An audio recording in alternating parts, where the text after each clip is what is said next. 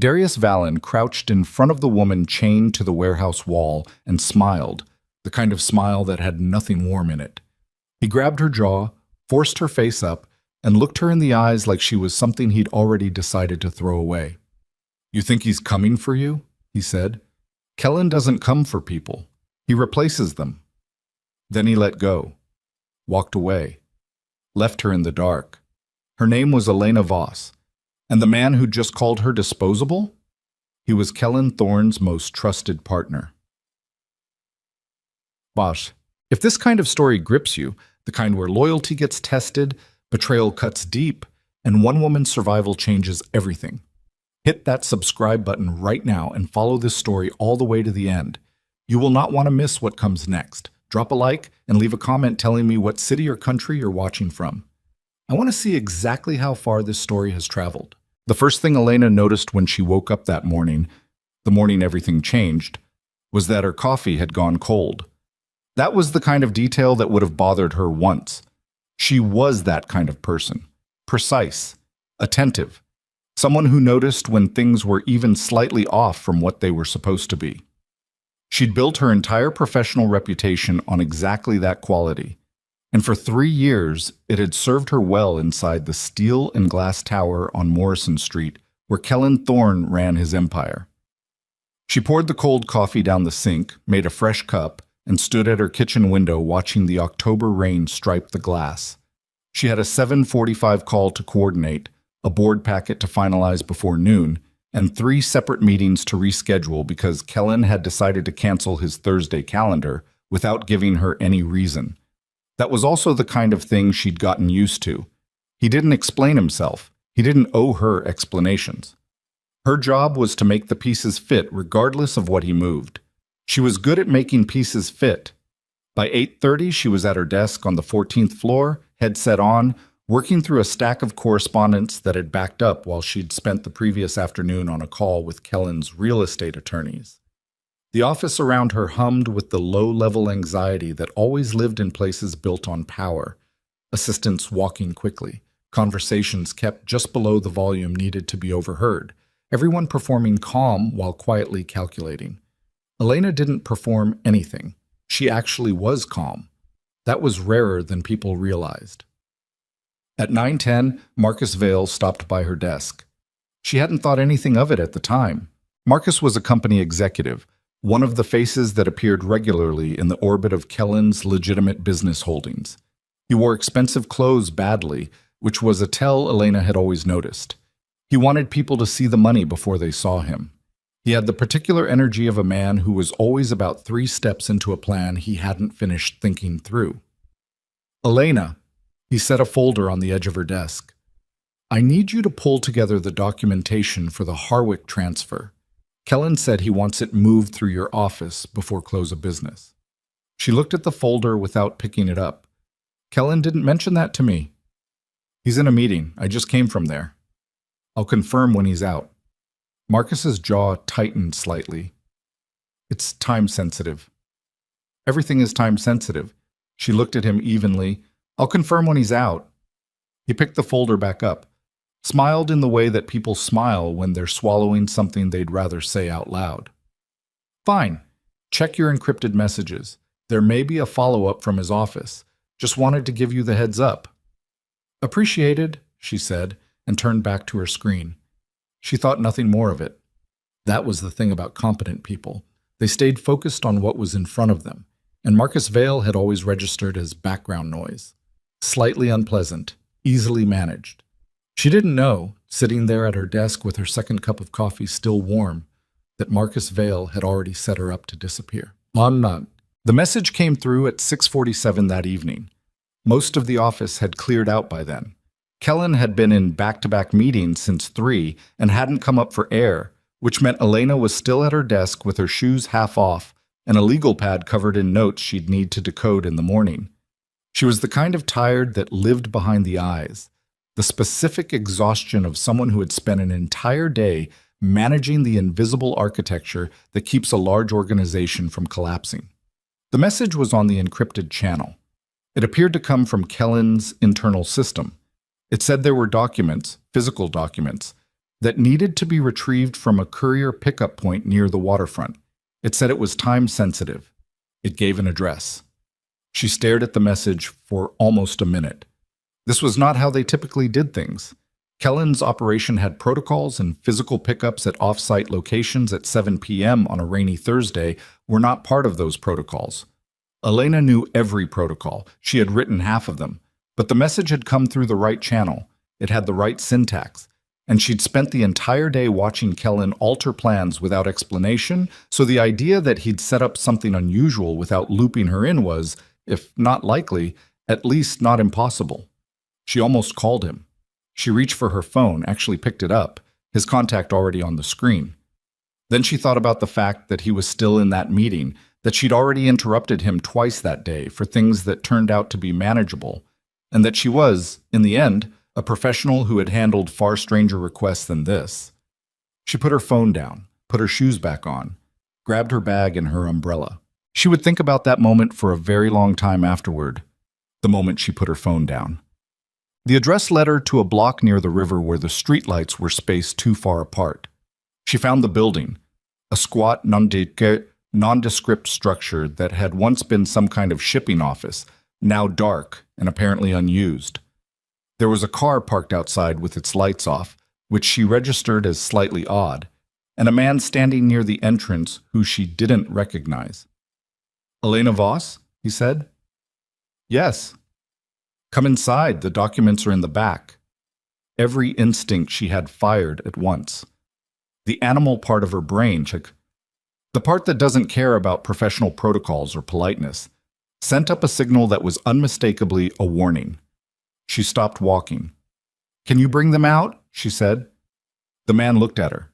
Then someone grabbed her from behind. The umbrella hit the ground. She fought. She was not a passive person, and she was not small, and for a few seconds she made it genuinely difficult for them, which she would later hold on to as the one thing that had not been taken from her in those first few moments. But there were two of them, and then a third, and the darkness came up over her fast. She woke up to chains. Not metaphorical ones. Actual chains. A cuff around her left wrist attached to a length of industrial chain attached to a structural pillar. She was sitting on a concrete floor. There was a single work light somewhere above her, and the smell of the place, oil and rust and the particular staleness of somewhere that had been sealed too long, told her she was in some kind of warehouse. Her shoes were gone. Her bag was gone. Her phone was gone. She sat very still and did a systematic check of her body, the way she'd once read that you were supposed to. Nothing broken. Some bruising at her wrists and along her left side, her head aching from whatever they'd used to knock her out. She was cold. Her clothes were not enough for the temperature of wherever she was. She sat with all of this, let herself feel the weight of it, did not cry. Then she started thinking. Someone had done this deliberately, someone who knew who she was, who she worked for, and how to get her to walk out of a building alone after dark. The message had come through the encrypted channel, which meant either someone had access to that system or someone had cloned it convincingly enough to fool her. Someone inside Kellen's world. The door opened and Darius Valen walked in. She had met Darius many times. He was one of Kellen's most trusted partners, a man with a reputation for being reasonable, for being the voice in the room that smoothed things over when tensions ran high. He was in his mid-50s, with a carefully maintained appearance that suggested he cared deeply about being underestimated. She had always found him slightly too smooth, but she dismissed that as personal preference. She looked at him now and understood that she had not been wrong. She had simply been too polite to act on it. "Elena." He stood a few feet away, hands in his coat pockets, and looked at her with something that was almost apologetic. Almost. "I want you to know this isn't personal." "Undo the chain," she said. "We need information." "I don't have any information." "Undo the chain." "You have more information than you realize.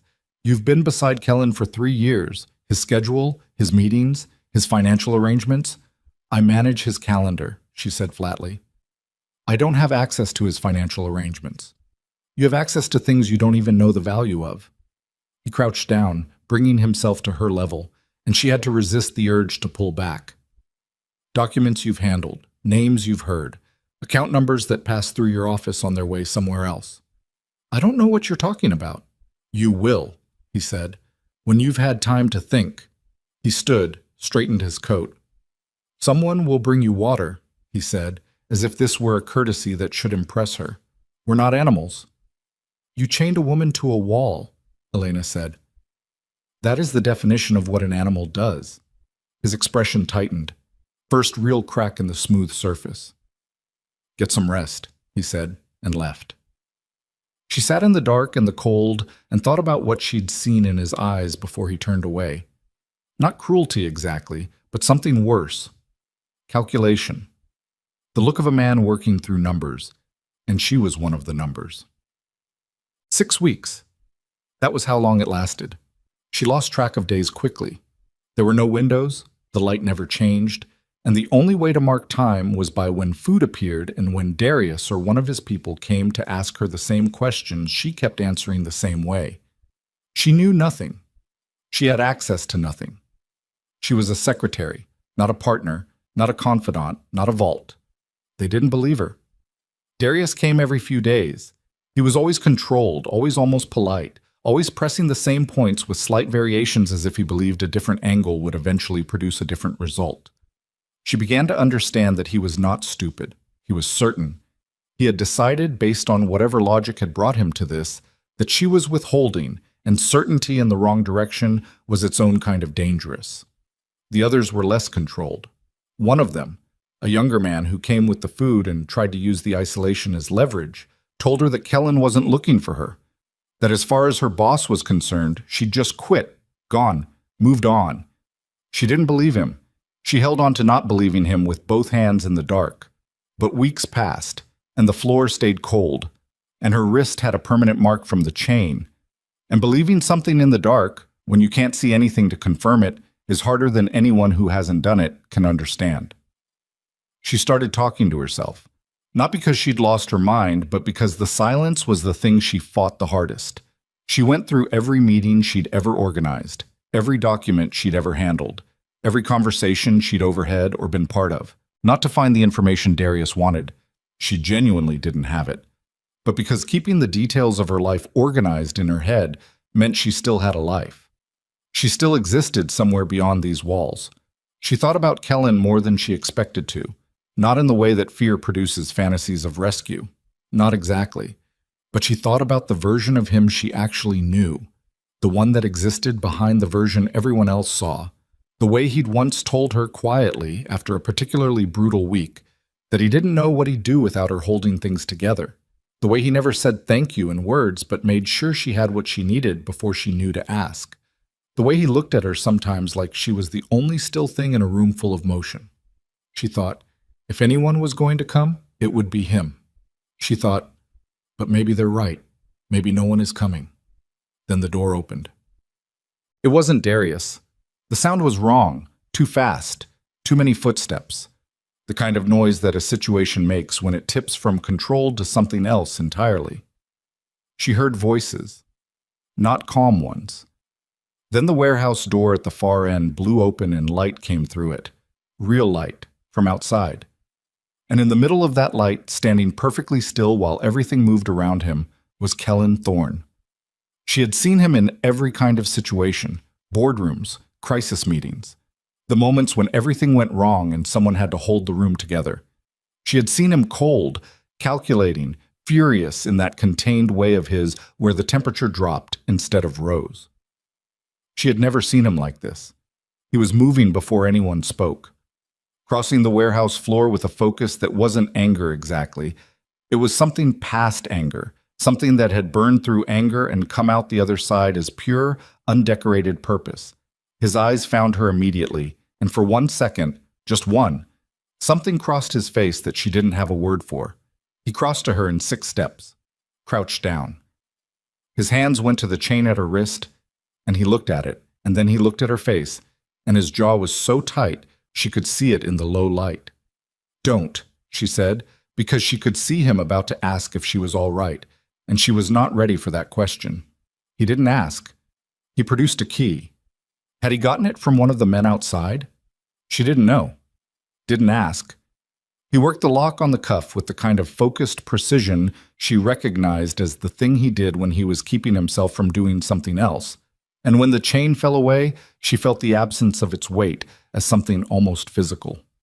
She looked at her wrist, the mark, the raw skin. Elena. His voice was low, rough in a way she'd never heard before. I'm okay, she said. You're not. No, she admitted.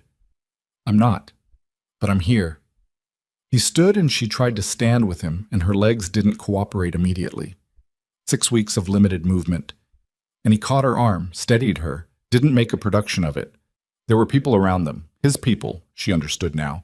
The footsteps, the noise, the way the warehouse had changed character in the last 2 minutes. She didn't focus on them. She focused on staying upright. Can you walk? He asked. Yes. She could. Barely. But yes. He stayed right beside her, not holding her up, not making her feel held up, just present, close enough that if she needed it, he was there. That was something she noticed. He understood the difference between support and control. When they reached the door and the real air hit her, cold, damp, smelling of rain and the river nearby, she stopped and just breathed it. Stood there breathing for a moment that felt both very short and very necessary. Kellen waited. He didn't rush her. Then he said, quiet enough that it was only for her, "No one touches what belongs under my protection." She looked at him. The man Portland feared. The man who had never once, in 3 years, given her a reason to be afraid of him.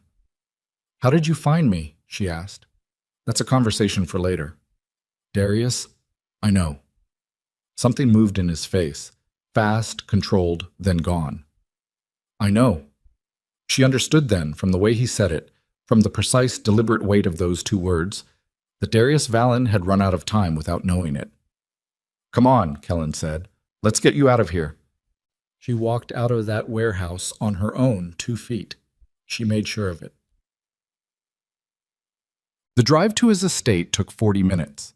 She slept for 38 of them, which she hadn't planned to do, which her body simply decided without asking her permission.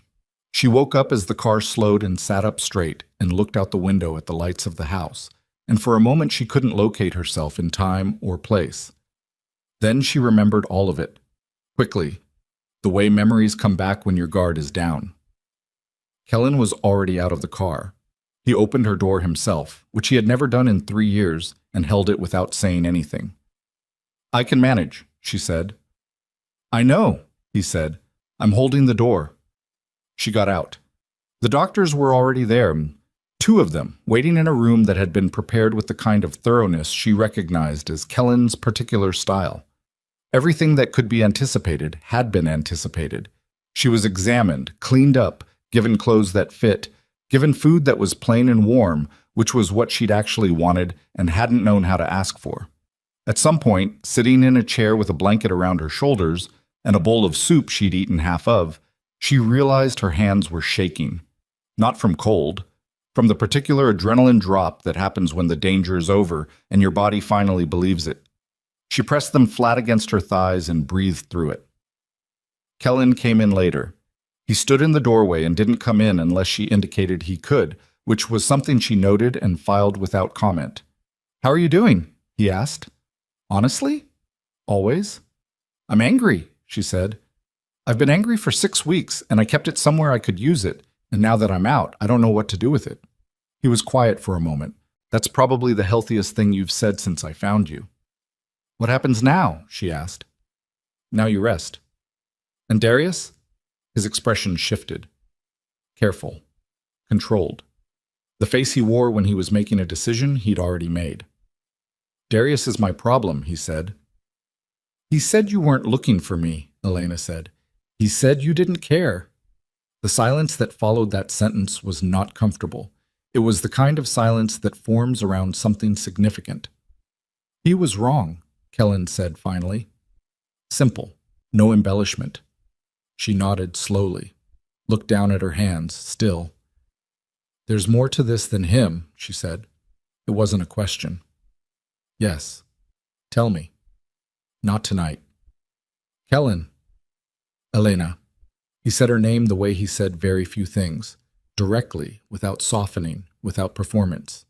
You've been gone for 6 weeks. You need sleep. The rest of it will wait until morning. She wanted to argue. She was good at arguing with him. It was arguably the most useful thing she did, the willingness to push back when everyone else stepped aside. But the truth was that her body had already decided the argument for her, because the warmth and the food and the absence of chains had caught up with her all at once, and she could feel herself fading at the edges. "We're going to talk about all of it tomorrow," she said. "Everything." "Yes," he said. "And you're not going to manage what I know." He looked at her for a moment. "No, I'm not." "Good." She pulled the blanket tighter. Outside, the rain was still coming down. She could hear it against the windows. And for the first time in 6 weeks, the sound of rain was just rain. Not a reminder of the last night she'd been free. Not a texture in the darkness of the warehouse. Just ordinary weather. She let herself close her eyes. In the morning, she would find out what Darius had really been after. In the morning, she would learn about Marcus Vale. In the morning, everything was going to get harder before it got better. She was experienced enough to know that escaping a thing was never the end of the thing. But tonight she was warm, and the chain was gone from her wrist, and Kellen Thorne had walked through a warehouse door to find her. That was enough. For tonight, that was enough. She woke up at 4:43 in the morning and didn't know where she was for exactly 4 seconds. 4 seconds of pure animal panic, hands gripping the sheets, eyes searching the dark for the work light that had been the only light she'd known for 6 weeks. Lungs pulling air in the shallow, controlled way she'd taught herself to breathe when she needed to stay quiet. Her body had learned things in that warehouse that her mind hadn't authorized, and those things didn't unlearn themselves overnight just because the floor was soft now, and the room smelled like clean linen instead of rust. Then she found the window. Rain on glass. A streetlight somewhere outside making the curtain glow faintly at its edges. A room that was neither cold nor dark nor made of concrete. She sat up, pressed both palms flat on the mattress, breathed. Kellen's estate. She was at Kellen's estate. She sat on the edge of the bed for a long time after that, not sleeping but not quite awake either, existing in the particular purgatory of someone whose body had decided that 6 weeks of hypervigilance wasn't something you simply switched off. Eventually, she gave up on sleep entirely, found the clothes that had been left for her, so plain, practical. Someone had paid attention to what she'd actually need, and dressed in the dark. The house was quiet. She found the kitchen by memory and instinct, and the faint smell of coffee, which turned out to be a machine someone had set on a timer. She poured a cup and stood at the kitchen window and watched the rain move through the security lights outside. She heard him before she saw him. Kellen moved quietly for a big man, but she'd spent 3 years learning the specific rhythm of him, the particular weight of his footsteps, the way he entered a room without announcing himself, the habit he had of pausing in a doorway before coming through it like he was reading the room first. He stopped in the kitchen doorway, looked at her. "You should be sleeping," he said. "You should be sleeping," she said. He crossed to the coffee machine, poured his own cup, stood on the other side of the kitchen island from her, and for a moment they were just two people with coffee in the early morning, and if she didn't think too hard about the chain mark on her wrist, she could almost believe this was ordinary. "Tell me about Marcus Vale," she said. He set his cup down, looked at her with an expression she recognized, the one where he was deciding how much to say and in what order. "Not the managed version," she said. "Everything. Elena, you said you wouldn't manage what I know." A beat. He picked his cup back up. Marcus was a financial executor. He moved money between holding companies, managed the operational accounts for several business arrangements. He was careful, he was consistent, and for 8 years I had no reason not to trust him. And then 6 months ago he disappeared, along with approximately $11 million that didn't belong to him. She absorbed that. Whose money? Kellen's jaw tightened slightly. A portion of it was mine. The larger portion belonged to 2 other organizations I have business relationships with, criminal organizations. So he stole from people who can't go to the police about it. Correct. And they came after you for it. They came after me for answers, Kellen said, the distinction precise and deliberate. They believed, reasonably, that I had to have known. that no one walks away from an arrangement like Marcus had without the knowledge of the person running it. Elena turned her coffee cup slowly in her hands. The warmth of it was still something she was consciously grateful for, which she recognized as something she'd have to work through later. But you didn't know. I didn't know. And Marcus, before he ran, he did something I didn't discover until after you were taken. He said it flatly, without inflection. But she'd been reading his inflections for 3 years, and she heard what lived underneath the flatness. He told people, specifically, the people he owed money to, the people who were hunting him, that my secretary had full access to the financial records, that you'd been involved in managing the hidden accounts, that if they wanted the information trail, they should start with you. The kitchen was very quiet. He used me, Elena said. He invented a version of you that served his interests and handed that version to men who had every reason to act on it. And Darius believed him. Darius chose to believe him, Kellen said, and the distinction was not subtle. There is a difference. Marcus gave Darius an excuse to do something Darius had already been considering. She looked up. What does that mean? Kellen picked up his coffee cup, set it down again without drinking from it. It means that Darius has been positioning himself for 2 years to take a larger portion of certain business interests that we share. It means that with Marcus's money gone and the organizations I work with angry and looking for someone to blame, Darius saw an opportunity to redirect attention toward me. And it means that taking you, taking the person closest to me, was not purely about information. She went very still. It was a message. It was a move, he said. Against me. You were the piece he chose. She sat with that for a long time. The rain kept moving outside. The coffee cooled in her hands. He told me you weren't looking, she said finally. He said you didn't care, that you'd replaced me. Kellen looked at her directly. His eyes were the kind of dark that didn't reflect much light, and in the early morning kitchen, they were very steady. I had every available resource looking for you within 6 hours of your disappearance. I didn't sleep for 4 days. I dismantled 3 separate operations trying to find where he'd put you. He paused. Darius knew exactly what he was saying when he said those things to you. He wanted you to stop hoping. Elena breathed in slowly through her nose. The anger was back. That hot, focused thing she'd been carrying for 6 weeks. The thing that had kept her thinking clearly when thinking clearly was the only weapon she had. What are you going to do about him? She asked. What needs to be done? That's not an answer. It's the only answer I have right now that won't get complicated. She pushed away from the counter. Kellen, I was chained to a wall for 6 weeks because of a move someone made against you. I think I've earned something more than what needs to be done. He looked at her for a long moment. Something shifted in his expression. Not softened exactly, but adjusted. Like he was recalibrating. There's a meeting tomorrow night, he said. The 2 organizations Marcus stole from want a reckoning. They want either their money back or proof of who took it. I have the proof.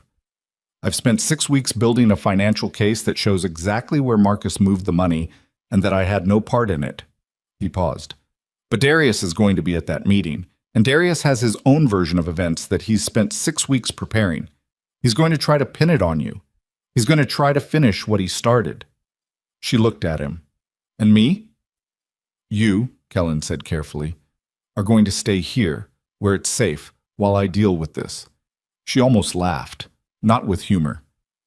That's what you think is going to happen? She said. Elena, I spent 6 weeks in a box because men I barely knew decided my life was a playing piece. And now you want me to sit in your house and wait while someone who kidnapped me walks into a room and tells his version of a story I was actually there for? The people at that meeting are dangerous. I know.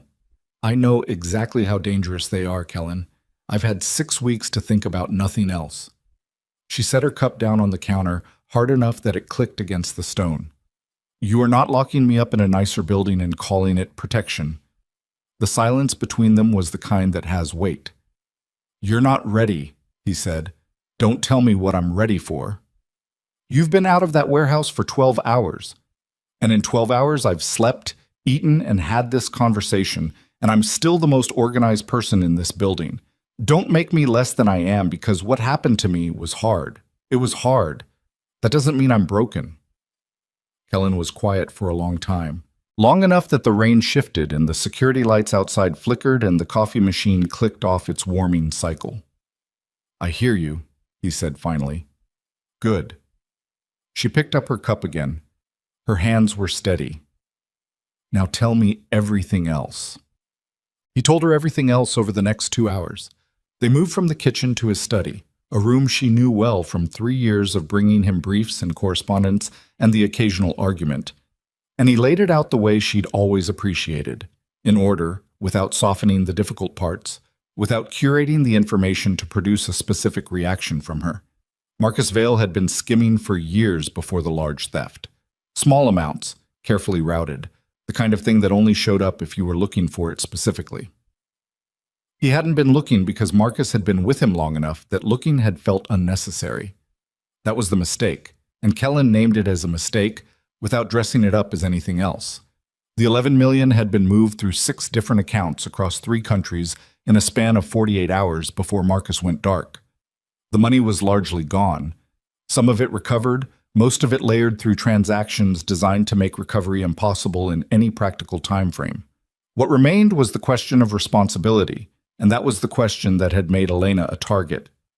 Darius had built a parallel narrative over 6 weeks. She understood this as Kellen walked her through it. Darius had been preparing the way you prepare something you intend to use, collecting statements and documents, and selectively presented evidence designed to suggest that Kellen had orchestrated the theft and used Elena as the operational link. It was careful work. It was also, she noted with a cold kind of clarity, exactly the kind of work that required advanced preparation. Darius hadn't assembled this in response to Marcus's disappearance. He'd started building it before. "He knew Marcus was going to run," she said. Kellen looked at her. "He knew," she said again. "Or he facilitated it.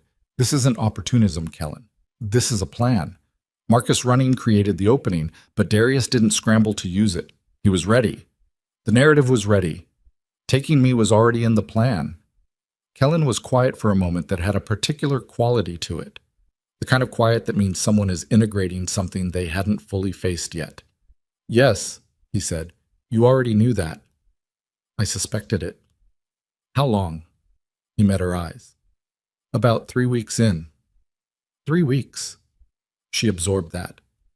"You knew 3 weeks ago that Darius might have known Marcus was going to run, that this might have been coordinated, and you kept looking for me." "Of course I kept looking for you." "I mean..." She stopped, reoriented. "If Darius and Marcus were coordinated, then Darius knew where I was the entire time. Which means when you were trying to find me through normal channels, through pressure and information and the usual methods, he was feeding me false leads," Kellen said. "Yes." She stood up, walked to the window.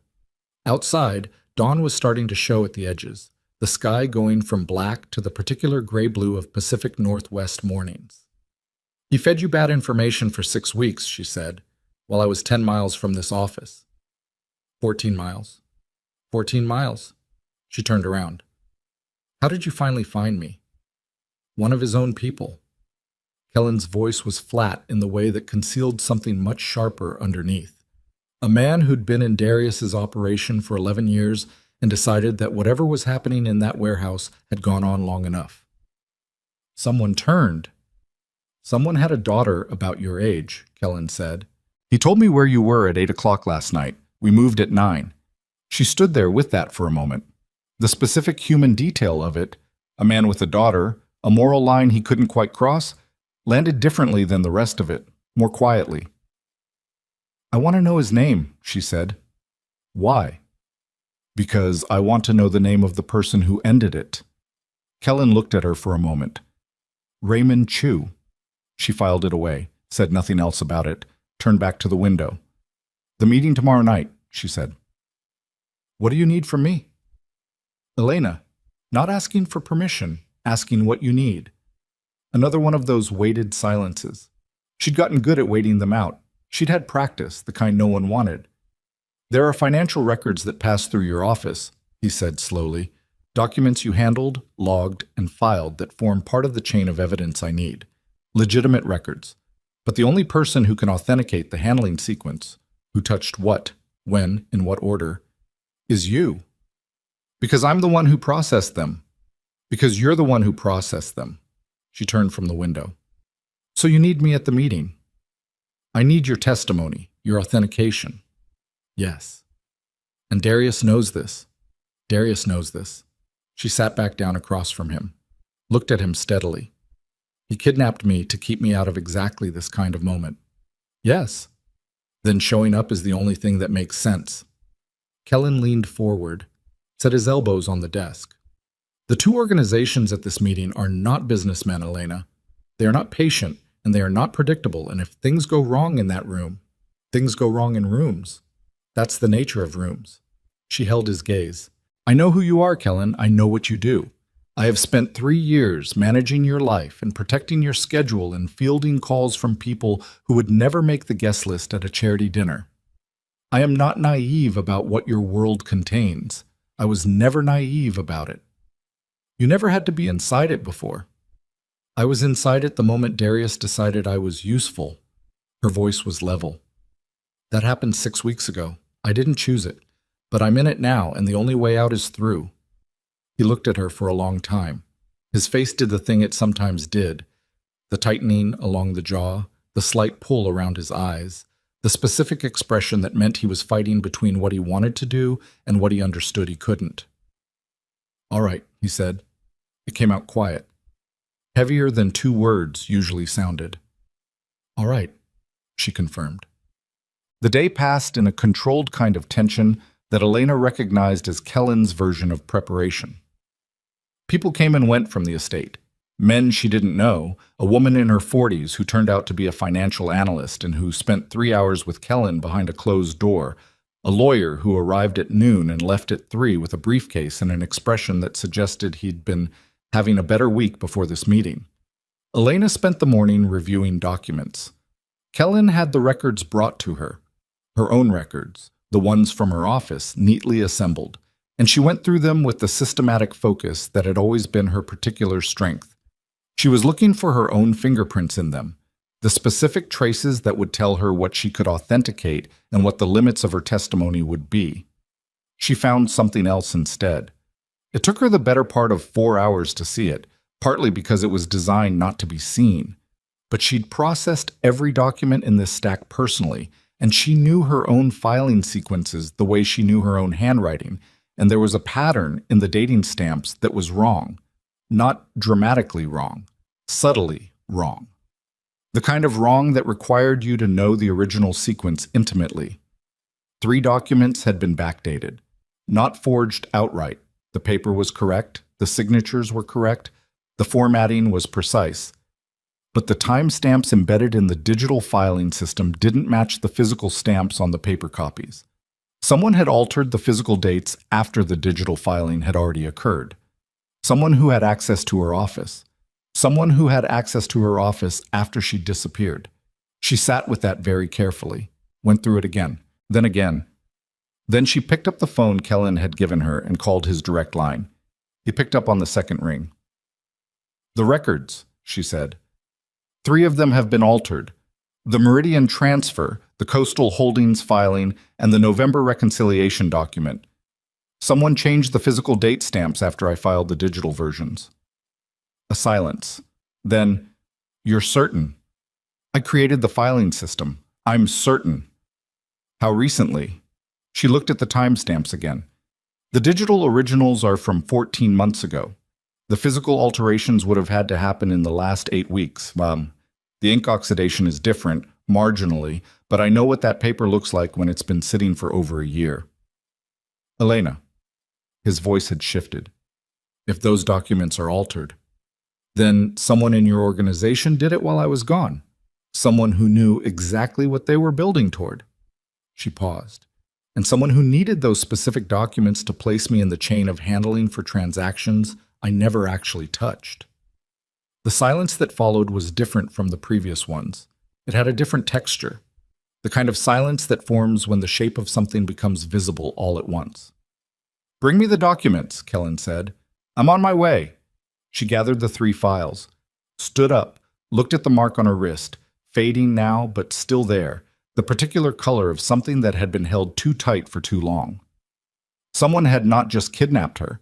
Someone had used her absence to build a case against Kellen, using her own office, her own files, her own name attached to transactions she'd never touched. They'd needed her gone to do it, and they'd needed her to stay gone. She walked down the hallway toward Kellen's study with the files under her arm. The meeting was tomorrow night, and whoever had altered those documents, whether it was Darius working through a proxy or someone else entirely, someone she hadn't yet seen, they were going to walk into that meeting tomorrow night believing they had covered every angle. They had not covered this one, because they hadn't counted on her coming back. They hadn't counted on her knowing her own work well enough to see the seams in what they'd built on top of it. They'd taken her out of the equation because they'd assumed she was just a secretary, someone who processed things without understanding them, who handled information without owning it. She pushed open the door to Kellen's study. He was already standing. Both the financial analyst and the lawyer were still in the room, and when Elena set the 3 files on the desk in front of him, everyone in the room looked at them. "These are the documents," she said, "and I need to tell you something else." Kellen looked at her. "Whoever altered these had a key to my office," she said. "Not a copied key, not a bypassed lock, an actual key, which means this came from inside. Not someone peripheral, not someone contracted. Someone with standing access." The analyst leaned forward. "How many people have that access?" Elena looked at her, then back at Kellen. "In the legitimate business structure," she said, 4 people. Me, Kellen, the building manager, and his office coordinator. She paused. The pause had weight. And Darius Vallon, he has a key because Kellen gave him one 7 years ago when they were structuring the original partnership. The room was very still. "He's been in my office," Elena said. "He had access the entire time I was gone. He built the case from inside my own files, using my own systems, and then he planned to walk into a room tomorrow night and present it as evidence." She looked at Kellen, and her voice stayed level but just barely. "He didn't just take me to get information. He took me so he could use my office. I was removed so he could move in." Kellen picked up one of the files, looked at it, set it down. When he spoke, his voice was very quiet, which, in Elena's experience, was when it was most dangerous. "Get Hargrove on the phone," he said to the lawyer, "and pull every access log for the 14th floor going back 9 weeks. The lawyer was already moving. Kellen looked at Elena. The expression on his face was not something she had a clean category for. It was anger and something adjacent to devastation and something else entirely that she wasn't ready to name. "He planned this for longer than I thought," Kellen said. "Yes," she said. "He was in your office, your space. Yes. While you were—" He stopped. "While I was chained to his floor," she said, simply, without flinching from it. "Yes." The silence that followed that sentence was the kind that changed things, the kind you couldn't go back through to the other side of. Kellen reached across the desk and picked up his phone. Whatever he'd planned for tomorrow night's meeting had just become something else entirely. Kellen stood at the window of his study with his phone in his hand and didn't make the call. Not yet. Elena watched him from across the desk and understood, in the specific way she understood things about him that she'd never been asked to articulate, that he was doing the thing he did when the ground had shifted, standing very still while he recalculated everything from the new position. The lawyer had stepped out. The financial analyst, a woman named Priya, who had the particular energy of someone accustomed to finding things that were hidden, was bent over the documents Elena had brought in, running her finger along the date stamps without touching them. "The ink differentiation is real," Priya said quietly. "You can see it if you know what you're looking for. The altered dates used a different pen. Same color, close match, but the oxidation rate is off by at least 6 weeks." She looked up at Elena. "You caught this by memory?" "I created the system," Elena said again. It was the only answer that mattered. Priya nodded slowly, looked back at the documents. "Whoever did this was good. This isn't amateur work. They understood document forensics well enough to approximate the aging. They just didn't account for the gap between the physical and digital timestamps because they probably assumed no one who survived 6 weeks of what you went through would be functional enough to cross-reference on day 2. They underestimated her," Kellen said from the window. He said it without turning around. Consistently, Elena said. Kellen turned then. He crossed to the desk and looked at the 3 documents, and his jaw was doing the thing it did. The tight, controlled tension of a man keeping a very large and very dangerous thing contained inside a relatively small space. The access logs. Hargrove will have them within the hour. If Darius's key card shows activity on the 14th floor in the last 9 weeks, it will, Elena said. You're certain? He had to have been in there himself. You don't trust something this precise to someone else. Not if you're Darius. She paused. He's meticulous. That's always been his quality. He's the man in the room who ties up the loose ends, and I was a loose end he thought he'd tied up. He wouldn't have left the document alteration to a proxy. Kellen picked up his phone again. This time he made the call. She listened to him talk to Hargrove, terse, specific, the way he communicated when he needed results rather than conversation. And she sat down in the chair across from the desk because her legs had been carrying the weight of the day, and it was time to acknowledge that. Not weakness, just physics. When he hung up, he looked at her with an expression she'd learned to read as the closest he got to openly worried. You should eat something, he said. I should. But first tell me what you're thinking. I'm thinking that if those logs confirm what you're saying, we walk into tomorrow night's meeting with more than financial records. We walk in with evidence of active document manipulation and unauthorized access. He sat down, put his hands flat on the desk, which changes the nature of the meeting. It goes from a reckoning about Marcus's money to a reckoning about Darius. Yes. He won't see it coming, Elena said. No. Kellen was quiet for a moment. Which is the only advantage we have right now, and I'd like to preserve it. Nobody outside this room knows what you found today. Priya raised one hand slightly without looking up. Understood. Good. Kellen looked back at Elena. That means no calls, no messages, nothing that leaves a digital trace between now and tomorrow night. Darius has people watching my communications. He has to. It's what I do in his position. If he gets any indication that we've found the alterations, he'll pull out of the meeting, Elena said, or he'll accelerate. She understood what that meant. Accelerate meant someone made a move before the meeting happened, and a move made before the meeting happened was not a move made in a room with witnesses and the political complexity of multiple organizations present. A move made before the meeting was just a move. All right, she said. Nothing leaves this room. Kellen nodded, then, quietly, good work, Elena. She'd heard him say those words before, occasionally, carefully, never effusively. They'd always landed as professional acknowledgement. Tonight they landed differently, and she chose not to examine why. Now I'm going to eat something, she said, and stood up. Eat. The access logs arrived at 11:47 that night. Elena was in the kitchen again, a pattern she was apparently establishing, when Kellen came to find her with a tablet in his hand and an expression that confirmed before he said a word that the logs had shown exactly what she'd predicted. 7 entries, he said. He set the tablet on the counter. Darius's key card. The 14th floor. Over a period of 5 weeks, starting 8 days after you disappeared. She looked at the log entries. 7 visits, some of them lasting less than 30 minutes, in and out, specific and purposeful. One of them lasting almost 2 hours. The 2-hour visit, she said. That's when he did the documents. That's what Priya thinks, too. She's right. Elena pushed the tablet back toward him. He needed time to be careful. The shorter visits were probably reconnaissance, going through the files, identifying which documents would serve his purpose before he altered anything. She paused. He knew my system. He'd have to navigate it efficiently. He must have studied it. Or someone told him how it was organized. She looked up. Kellen's expression was careful. I'm not suggesting you told him.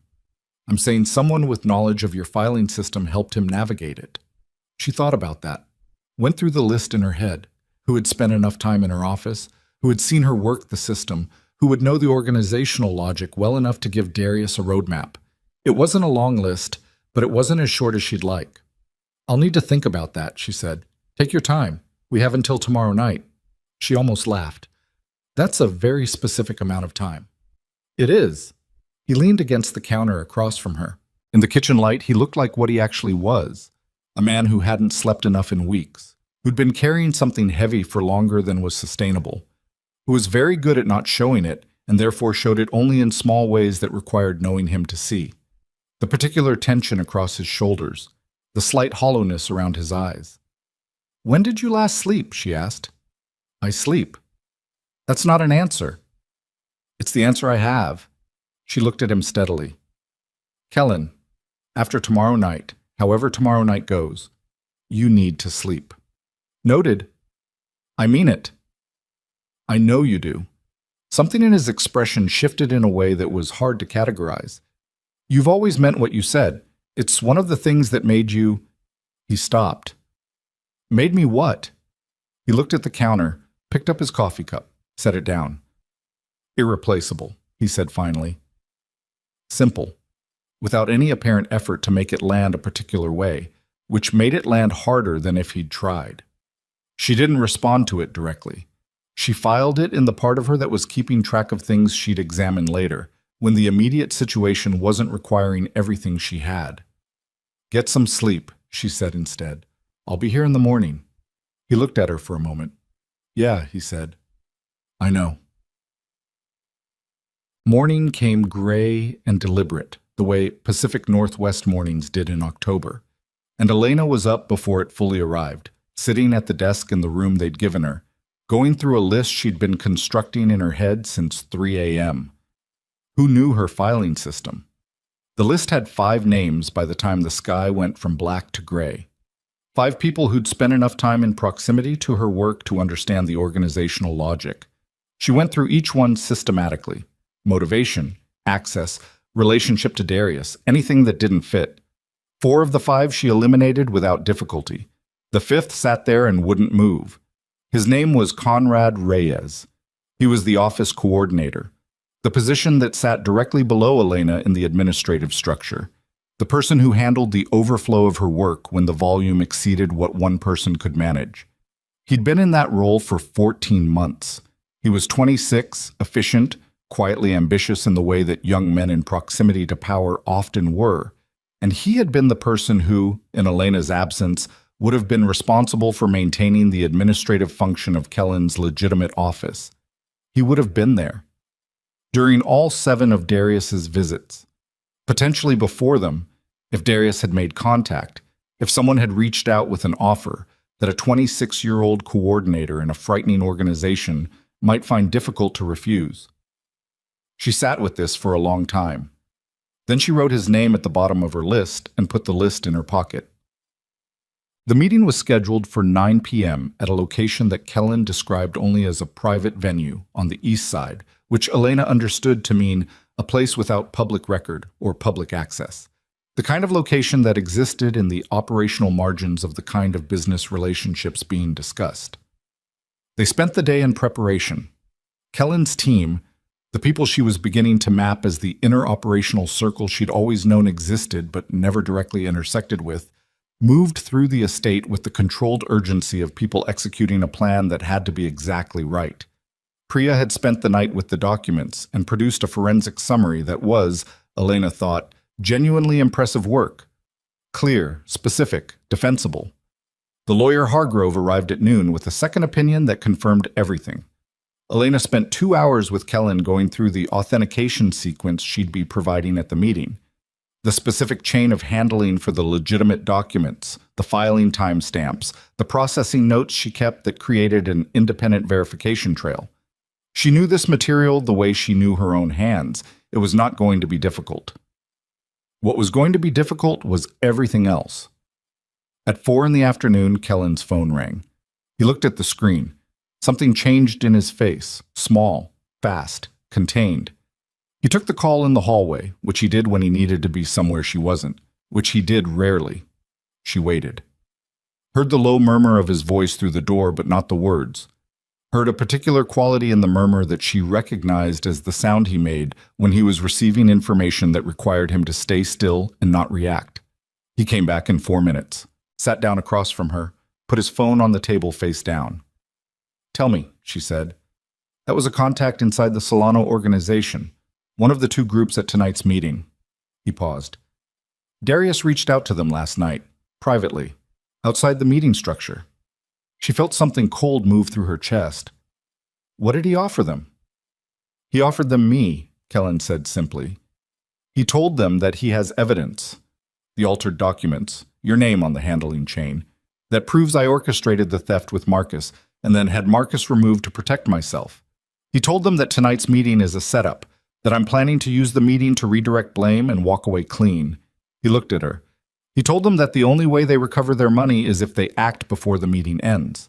She understood the shape of it immediately. He's not planning to debate you in that room tonight. He's planning to let the Solano organization do what he can't do publicly. If they believe his version, they walk into that meeting already decided. Kellen's voice was very level. And a room full of men who believe they've been robbed of millions and have been pointed at a specific target is not a debate. It's a conclusion.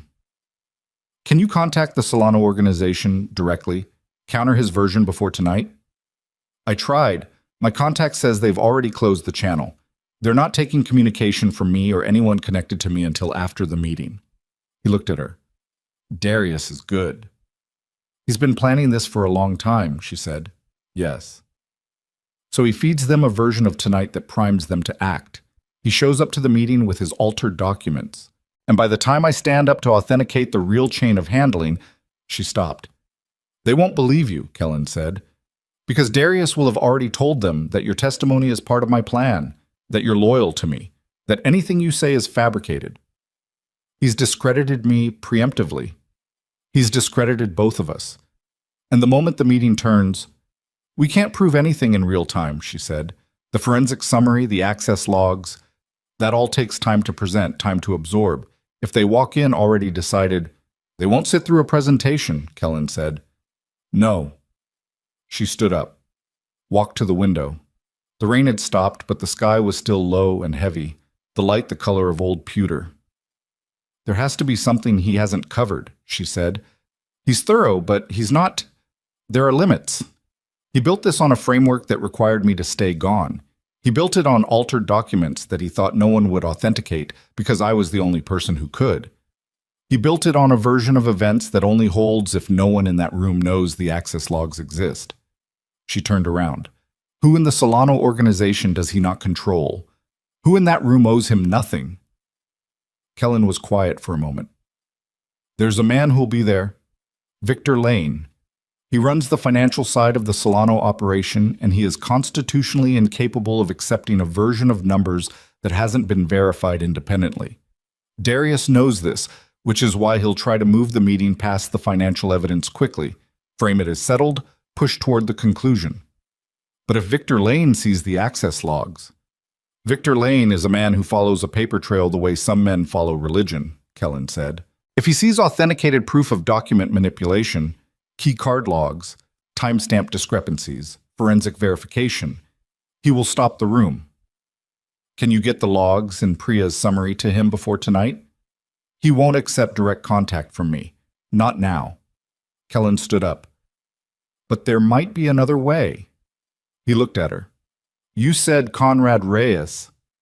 She pulled the list from her pocket, set it on the table without saying anything. Kellen looked at it. His eyes stopped on the last name. You think he helped Darius navigate your office, Kellen said. I think it's the most logical explanation for how Darius moved through my system efficiently. She paused. And I think if Conrad made a choice to help Darius, there's a possibility he made that choice because he was scared. Not because he wanted to, which means he might be willing to make a different choice now, Kellen said. If someone gave him a reason. Kellen looked at her for a long time. You want to talk to him. I know him. He worked for me for 14 months. If there's a version of this where he's reachable, I'll know within 5 minutes of being in the room with him. And if he's not reachable, then we know that too, she said. And we go to tonight with what we have. Conrad Reyes lived in a one-bedroom apartment in Northwest Portland that he could afford because Kellen's legitimate business paid its administrative staff well. He answered the door in jeans and a gray sweatshirt, and when he saw Elena standing in the hallway, The color left his face so completely and so fast that she knew, in that exact moment, that she'd been right about him. He tried to close the door. She put her hand on it. "Conrad." Her voice was quiet, not angry. She'd thought carefully on the drive over about what register to use, and she'd chosen quiet because loud would make him defensive, and defensive men closed up. "I'm not here to hurt you. I need 5 minutes." "I don't—" His voice broke. He was 26 and terrified, and she could see, underneath the terror, something that looked like relief, and that she understood as the particular relief of someone who'd been carrying a secret that was too heavy.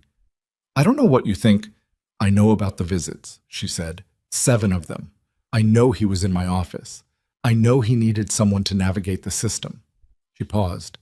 "I know that when someone like Darius Vallon asks something of someone in your position, the word no isn't simple." His jaw was shaking slightly. He was holding the door and his knuckles were white. "Let me in," she said. 5 minutes. He stepped back. The apartment was neat in the way that people keep spaces neat when they're anxious. Everything in its place as a way of controlling the things that couldn't be controlled.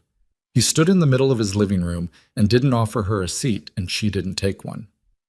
"He came to me 3 days after you disappeared," Conrad said. Came out like a confession that had been waiting. "He said you'd left, that you'd resigned, and there was sensitive material in the filing system that needed to be reorganized for transition, and that he had authorization from Kellen to access the office. And you believed him." He looked at the floor. "I wanted to. He had a key. He acted like it was ordinary. And I was 26 years old, and he was Darius Vallon, and I didn't—" He stopped. "I showed him the filing logic, the organizational structure. I didn't know what he was going to do with it." "But you found out." He was quiet. "Conrad." She waited. "I went back through the files 2 weeks later," he said quietly. "Routine maintenance. And I found the dates on 3 documents that didn't—" He stopped. "They didn't match. And I knew." His voice dropped to almost nothing. "I knew what I'd helped him do. And you said nothing. He's Darius Vallon." The name came out with a weight that said everything about why a 26-year-old coordinator with a lease payment and no leverage said nothing. What was I supposed to do? "What you're going to do right now," Elena said. "You're going to write down everything. The visit, what you showed him, what you found when you went back. You're going to sign it, and then you're going to let me take it to someone who can use it tonight." He looked at her. His eyes were wet. "They'll come after me." "Darius will be in no position to come after anyone by the end of tonight," she said. "And Kellen?" She paused, chose her words. "Kellen takes care of people who take care of him, even people who made a mistake when they were scared."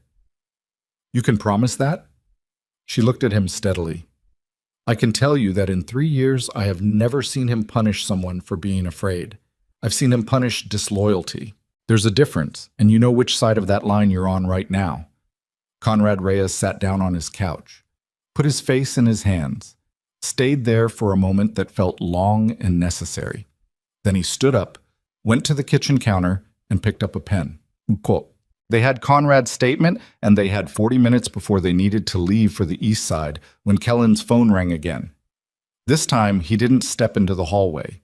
He put it on speaker without being asked, and she understood that as a thing that had shifted between them. The voice on the phone was one she didn't recognize. Male, older, careful in the way of men who'd learned to be careful through specific experience. "Mr. Thorne," the voice said, "this is Victor Lane." Elena went very still. "Mr. Lane," Kellen said, "I'm going to say one thing, and then I'm going to hang up, because I shouldn't be making this call, and we both know it."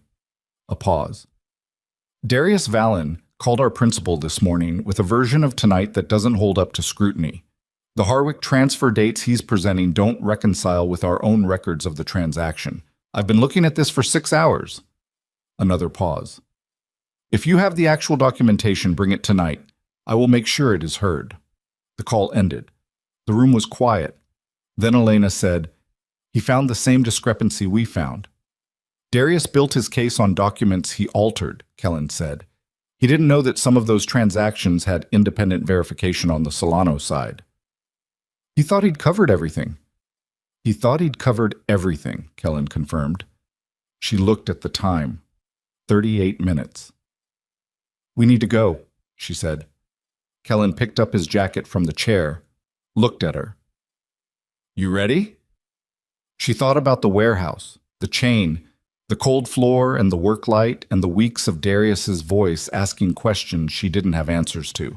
She thought about Conrad Reyes's shaking hands and Victor Lane's careful voice and the 3 altered documents she'd identified because she knew her own work better than anyone who'd tried to use it against her.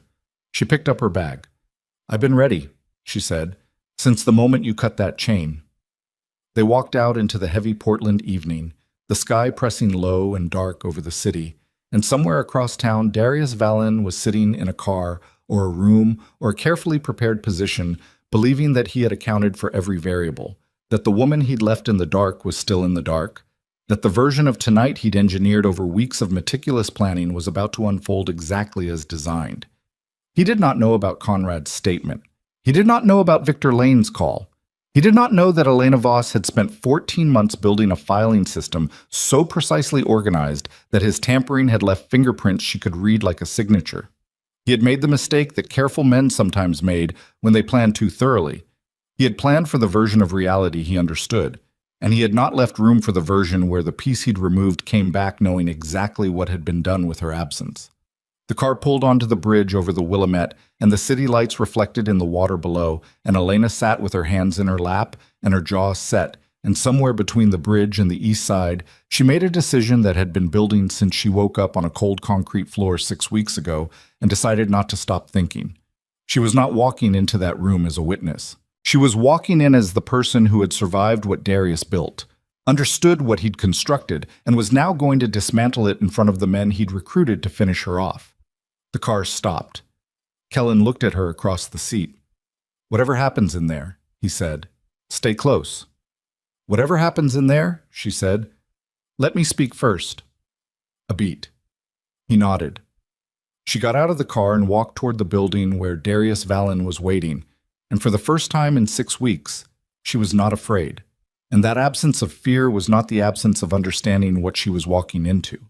It was something else, something harder and cleaner. The particular courage of someone who has already survived the worst version and knows, with absolute certainty, that she is not going back to it. The building had no sign outside and no visible security, which meant the security was everywhere and simply not visible. Elena clocked 3 men before she reached the door. One near the corner, who was looking at his phone too deliberately. One in a parked car that hadn't moved since they'd turned onto the street. One standing inside the lobby glass who shifted his weight when their car stopped. She noted them the way she'd learned to note things in the last 6 weeks, which was differently than she'd noted things before. Before, she cataloged information because it was useful. Now she cataloged it because her body had decided, at a level below conscious thought, that the world was a place where you needed to know where the exits were. Kellen touched the small of her back once as they went through the door. Not possessive, just present. She didn't acknowledge it, but she didn't move away from it either. The lobby was marble and low light, and the particular hush of a space that was expensive enough to have absorbed sound. A man she didn't know met them and led them without speaking down a hallway and through a set of double doors into a room that had been set up with the geometry of negotiations. A long table, chairs on both sides, a head position that was technically neutral and actually not. There were already people in the room. She scanned them fast. 6 men she didn't know, distributed in a pattern that told her which organization each belonged to by who sat closest to whom. A man in his early 60s at the far end of the table, trim, gray at the temples, watching the door with eyes that processed everything and gave back nothing, who she identified as Victor Lane before anyone said his name. 2 men flanking the table's midpoint who had the particular stillness of people whose job was to be ready. And Darius. He was seated to the left of the table's center, which put him in a position of apparent deference that she recognized immediately as calculated. He'd chosen that seat specifically, close enough to the center to matter, removed enough to appear reasonable. He was in a dark suit, and his expression when she walked in was the most controlled thing in the room, for exactly 2 seconds. The control slipped, just at the edges, Just long enough for her to see it. The slight widening, the rapid recalibration, the moment where his face had to catch up with the information his brain was processing, which was that Elena Voss was not in a warehouse anymore and was standing 12 feet away from him looking directly at him. Then the mask came back. She held his gaze for 3 full seconds, didn't speak, didn't look away. Then she turned and took a seat on Kellen's right and set her bag on the table and put her hands flat on the surface and breathed slowly through her nose. Her heart was going. She was aware of it, the fast, muscular thud of it against her ribs, the way her body had registered being in the same room as the man who'd chained her to a floor and decided to let her sit in the dark indefinitely. She couldn't control the heartbeat. She could control everything else. A man at the head of the table, not Victor Lane, someone she didn't recognize, apparently the convener, cleared his throat. "We're here to address the outstanding matter of the veil theft and establish responsibility. Mr. Thorne, Mr. Vallon, both parties have indicated they have material to present. Given the circumstances," his eyes moved briefly to Elena and away, "we'll proceed." "I'll go first," Darius said. His voice was the same as it had been in the warehouse, smooth, reasonable. The voice of a man who was the most sensible person in the room and knew it. Kellen said nothing. Darius opened a folder. He placed 3 documents on the table in front of him. She could see from where she sat that they were copies, which was smart. The originals were presumably somewhere he controlled. "The Harwick transfer," he said, "processed through the executive office 14 months ago. The handling notation shows Elena Voss as the processing administrator." He paused.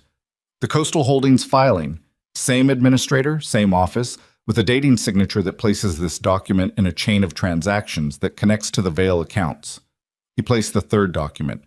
"And the November reconciliation, which contains a notation in Ms. Voss's hand that references an account number belonging to one of the entities Marcus Vale used to move the money." The room was quiet. "What this shows," Darius said, "is that the flow of information, and therefore the flow of funds, ran through Kellen Thorne's executive office with the knowledge and participation of his most trusted staff. Whether Ms. Voss acted independently or at Mr. Thorne's direction, the chain connects." Victor Lane's eyes moved from the documents to Elena. Didn't move yet. "I'd like to respond," Elena said. The convener looked at her. "Mr. Thorne's representative." "I'm not his representative," she said.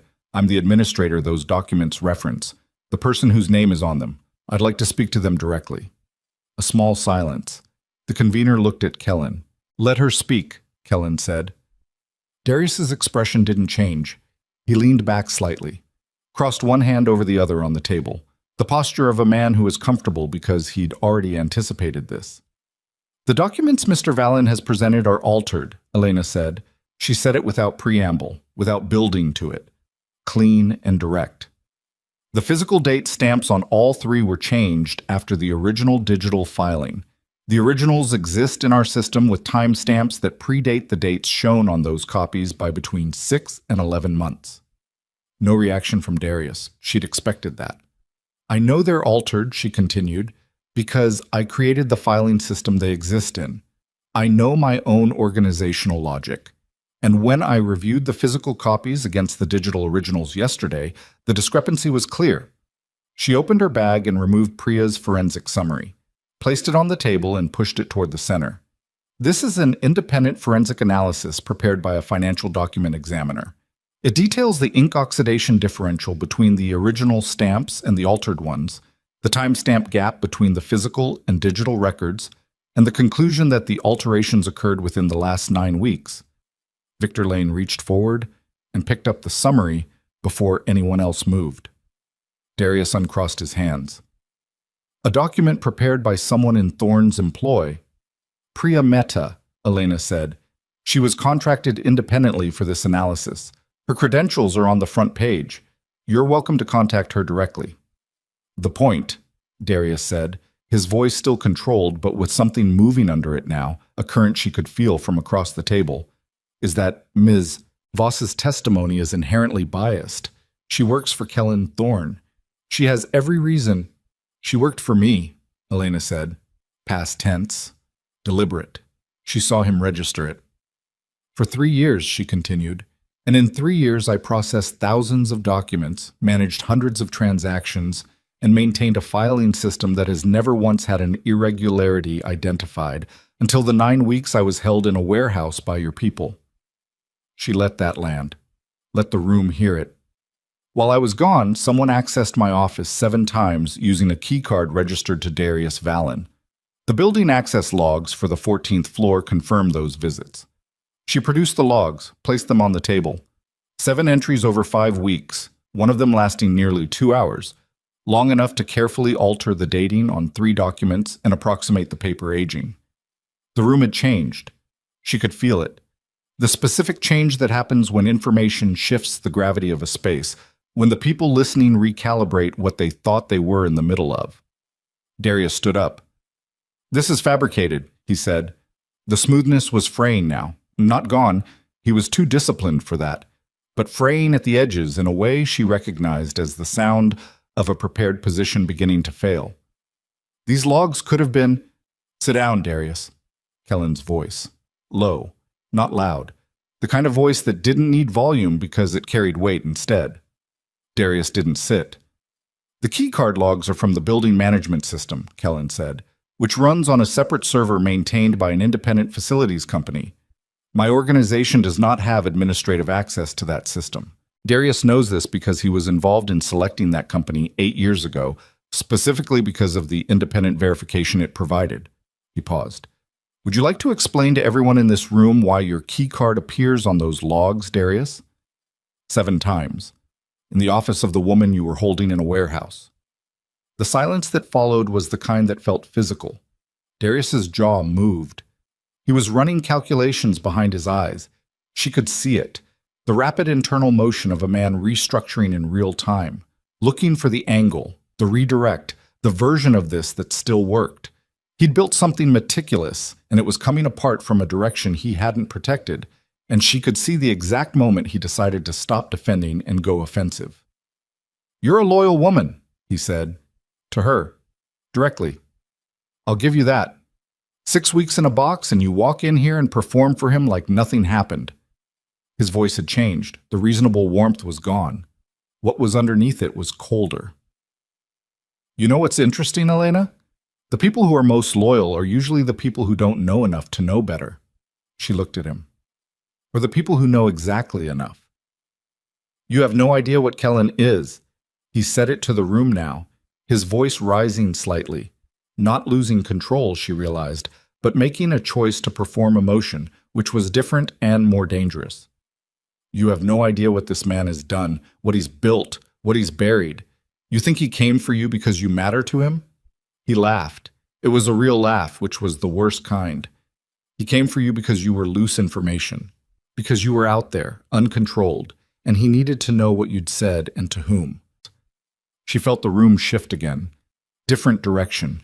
She looked at Kellen. His face was still. The particular stillness she'd seen in the car on the bridge, in the kitchen at 4 a.m., in the study when she'd put the altered documents on his desk. The stillness that was not absence of feeling, but the weight of it held absolutely motionless. He said nothing, which was, she understood in that moment, the wrong move. "He came for me," she said, turning back to Darius, "because I had been taken by his business partner using his organization's resources and his infrastructure, and leaving me there would have been an admission that he didn't control his own house." She kept her voice level. "You're right that there was a practical reason. There are always practical reasons. That doesn't make what you did to me a negotiation tactic. It makes it a crime. And it doesn't change what's in those documents." Victor Lane set down the forensic summary. "The Harwick transfer dates," he said. His voice was the first genuinely neutral thing in the room. Not ally, not adversary, just a man following a paper trail. "The dates shown on Mr. Vallon's copies don't reconcile with our own transaction records. We received confirmation of that transfer on a date that is inconsistent with the stamp shown here." He looked at Darius. "By 11 days. Darius turned to look at him. "I noticed this morning," Victor Lane said, "which is why I made a call I probably shouldn't have made." He didn't look at Kellen. Stayed with Darius. "You presented these documents to our principal as evidence of Thorne's involvement. But if the dates are wrong, the chain breaks. And if the chain breaks, the dates are correct," Darius said. Flat. Fast. They're not, Victor Lane said, with the serenity of a man who had been doing this for 30 years and had no emotional investment in which direction the numbers fell. Our records say otherwise, and our records were not prepared by anyone in this room.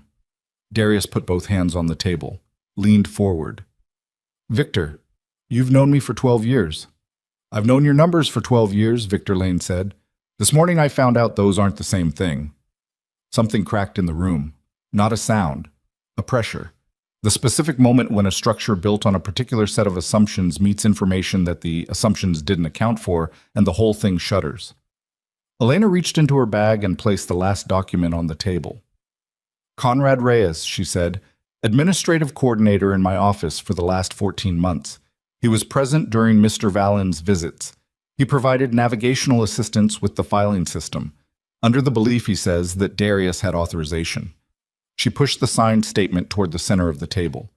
He discovered the document alterations 2 weeks later and said nothing because he was afraid. He's no longer afraid. She paused. This is his signed statement, witnessed and dated yesterday. Darius looked at the statement. She watched his eyes move across it, fast, precise, a man reading for what he needed to know and finding it immediately. His face went through something complicated.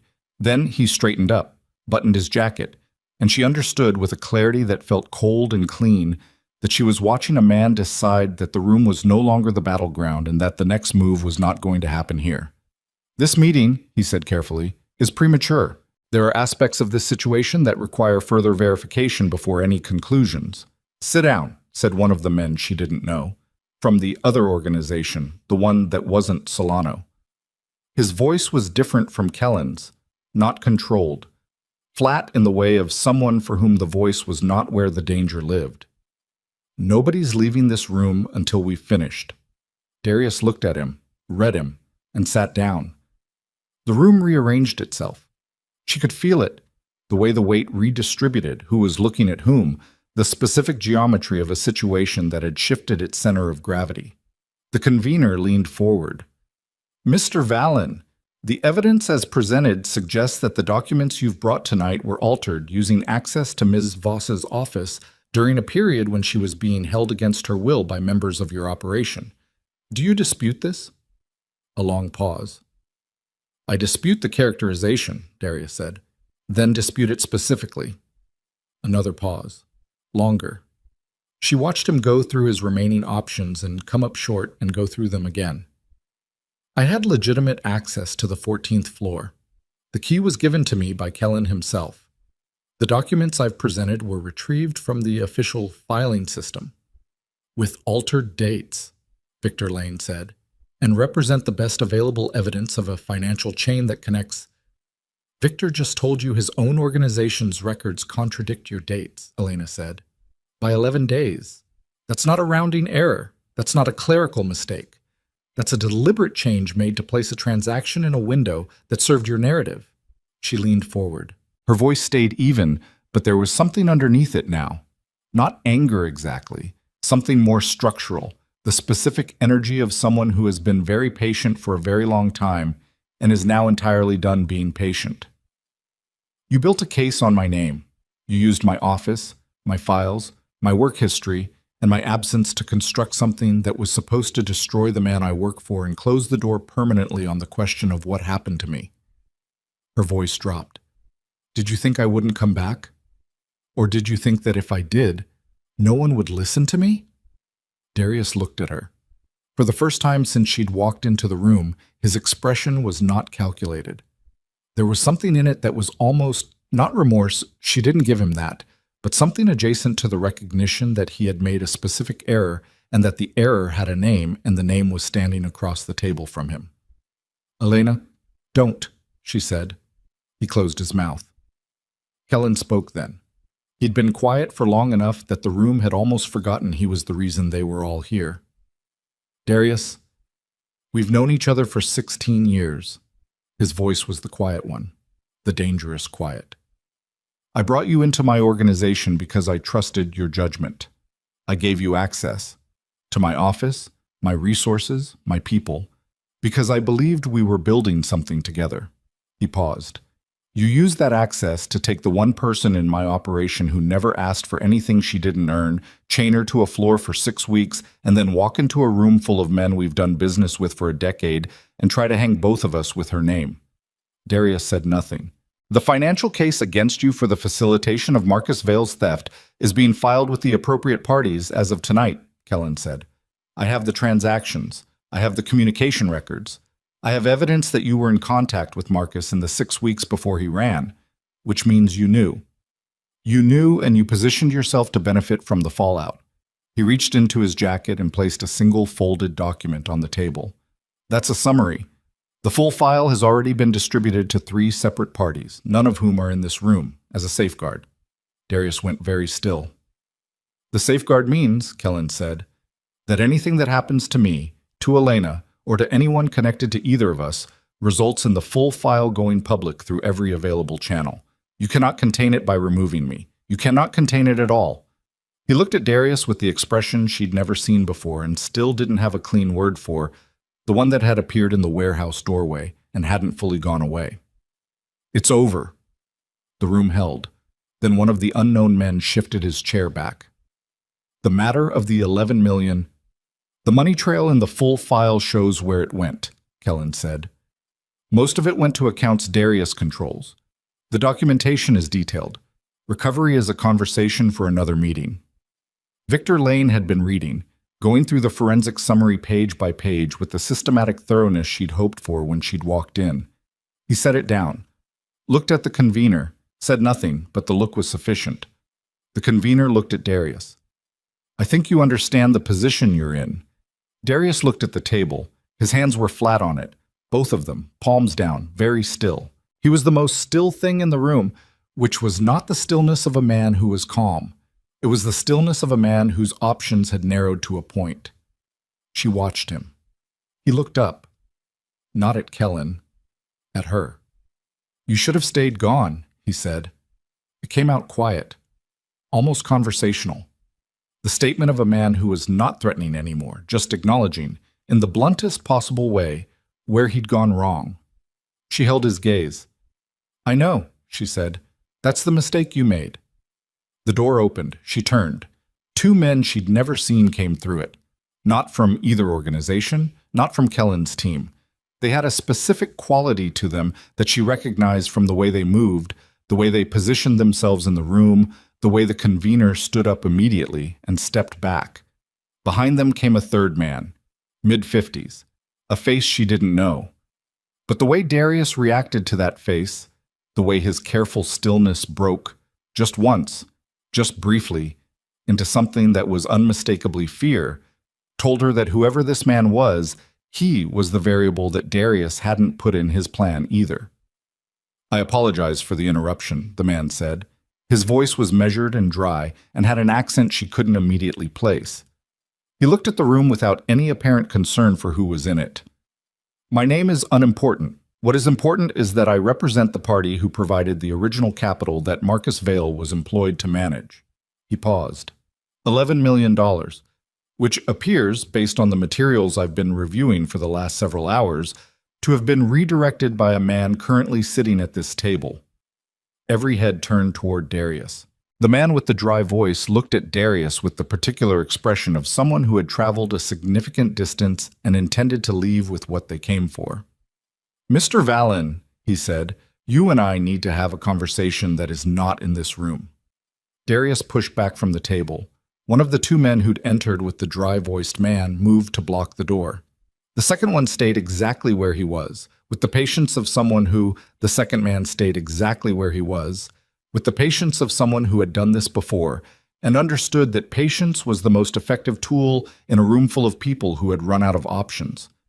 Darius looked at the blocked door, looked at the man with the dry voice, looked, finally, at the room, at Victor Lane's careful neutrality, at the convener who had stepped back and was now functionally a spectator, at the 2 unknown men from the second organization who had gone very still in the way of people who were recalculating whether they were witnesses or participants.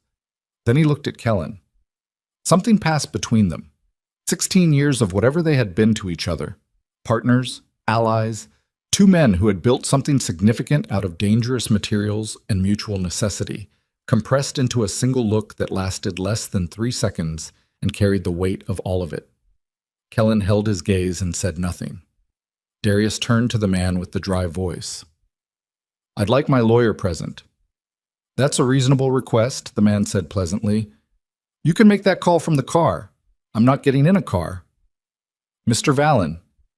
The man's voice didn't change, didn't harden, didn't warm, stayed exactly where it was, which was somehow more alarming than either. "You redirected $11 million that belonged to people who have been patient for 6 months, specifically because they believed the responsible party would surface at this meeting. You are the responsible party. The car is waiting." He paused. "The alternative to the car is a conversation I am not authorized to have, but which my colleagues behind me are." The room understood what that meant. She understood what it meant, and Darius understood it better than anyone. He picked up his jacket from the back of his chair, put it on with the careful, deliberate movements of a man maintaining dignity because it was the only thing left to maintain. He buttoned it, straightened the lapels. He looked at Elena one last time. She thought he might say something. He looked like a man who had prepared speeches for many contingencies and was discovering that none of them fit this particular moment. His mouth opened slightly, closed. She didn't give him anything. Not contempt, not satisfaction, not the anger she'd been carrying for 6 weeks. She gave him nothing, which was the most honest response she had, because the truth was that she didn't feel the surge of release she'd expected. What she felt was more complicated and quieter than that, something she'd have to sit with for a long time before she understood its shape. He walked to the door. The two men fell in beside him.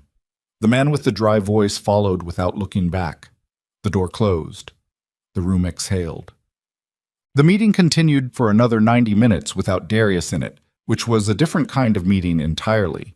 Victor Lane ran it, effectively, from his end of the table, asking questions with the methodical patience of someone building a structure that would hold weight. Kellen answered them. Elena answered the ones that touched the documents. Priya's forensic summary moved around the table and came back to the center and was referenced 4 separate times. The question of the $11 million was not fully resolved that night. She hadn't expected it to be. Money at that scale, moved through that many layers, didn't resolve in a single meeting. What was resolved was the question of who was responsible and who was not. By the time the convener called the meeting closed, that particular shape had been established clearly enough that no one in the room had a remaining argument with it. Kellen shook hands with men she didn't know, said things she half heard from across the table while she was gathering the documents back into the folder with the systematic care she couldn't turn off even now, even in this room, even after this night. Victor Lane appeared at her elbow. She looked up. He was closer than she'd expected. A compact man, she realized now, shorter than she'd registered from across the table, with the specific quality of stillness that belonged to people who'd spent decades not wasting motion.